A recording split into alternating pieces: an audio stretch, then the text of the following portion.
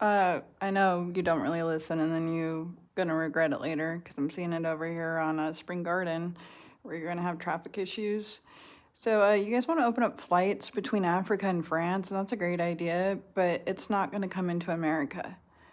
Okay, there's too much tension with France and with the French. It's been ongoing, and that's not a relationship like we really trust. And like Africa's a big continent. Not all of those Africans get along, and they don't get along here, and they also don't get along with us here. And so like you got to take that into consideration too, especially when it's coming from France.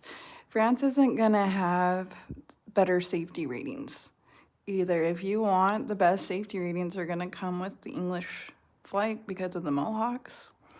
And Europe, England and the UK have safer regions for Black people to travel into. As far as Black people are reporting back from being like trying to travel into those regions. So like I think it's funny if you want to bombard France with Black people, like fucking do it. But like when you're working with the Caribbean and the Blacks we already have here, even like Chris Brown and Rihanna had an issue. I told you what I saw with the Congo refugee here. Like there's some mixture that's not working either.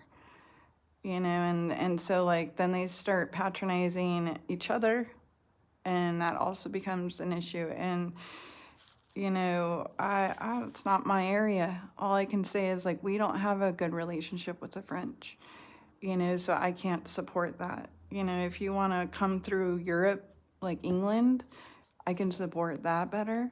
It would make more sense with the Caribbean islands and with our relationship with them, with the New Englanders, not with the French. So take that into consideration also. You're always welcome to visit, and we do have refugee treaties, and trade deals. But you also have to understand that those work with China too. China helped us build the trades here, not the French.